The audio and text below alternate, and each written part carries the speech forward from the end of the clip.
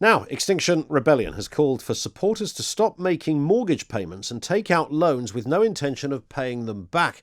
It's an attempt to force the government and banks to take further action towards reducing carbon emissions. The Environmental Campaign Group has urged the government to declare a climate and ecological emergency. It's called for people to engage in financial disobedience by refusing to pay debts, including credit cards and payday loans. The lobbyists have said that the campaign, which they've called Money Rebellion, would aim to donate the money saved by refusing to pay back loans and mortgage repayments to support those worst hit by the negative impacts of climate change. Dr Gail Bradbrook is one of the co-founders of Extinction Rebellion.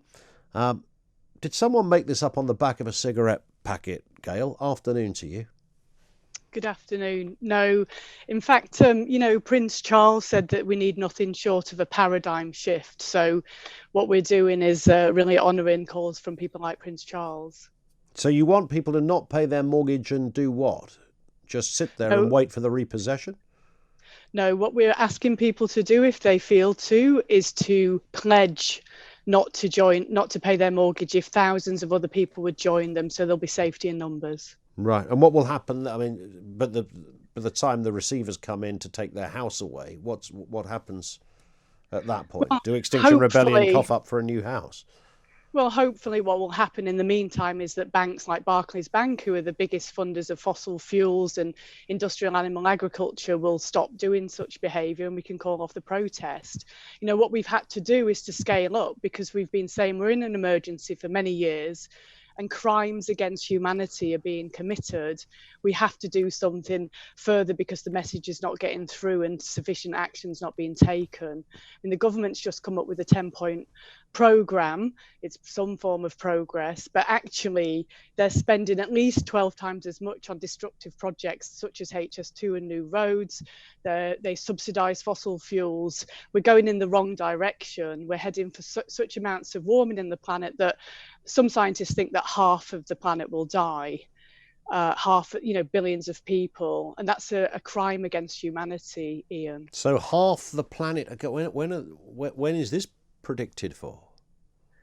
Because I mean, Extinction Rebellion, you have, with respect to yourself, Gail, you have got a bit of a PhD over there at XR of wheeling out some alarming stats based on nothing.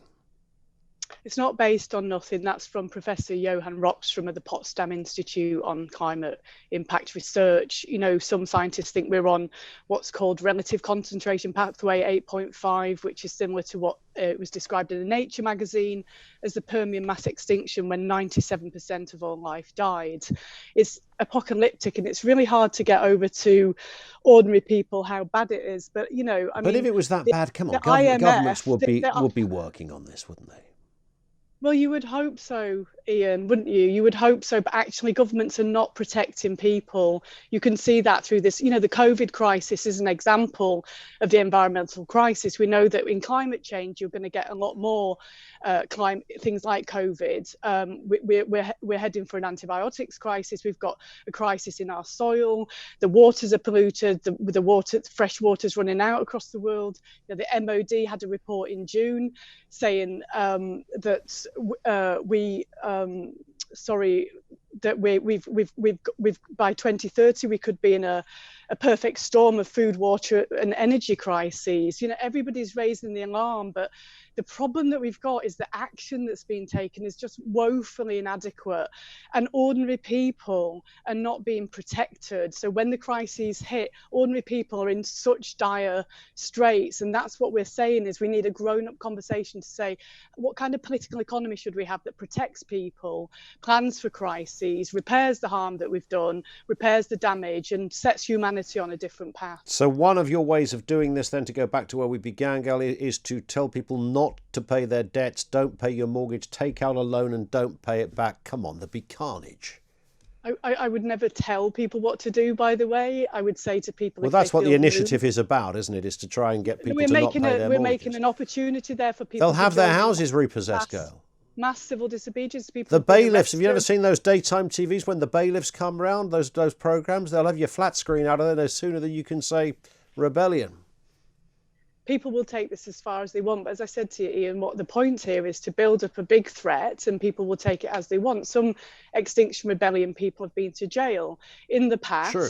social changes happened because people went to jail. People did extraordinary things. They did take risks. But you are trying to use, you're using people as fodder to advance your own political ideology, aren't you? What happens if somebody ends up homeless? How, would that work for you if somebody's homeless? Because it's all in the name of the cause?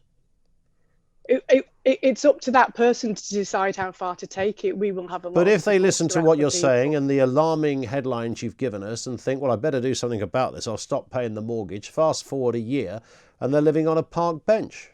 Is that okay? I don't think that's going to happen to people. How do you know that's not going to happen? If you're telling people not to pay their mortgage, the upshot generally is they have their house taken away.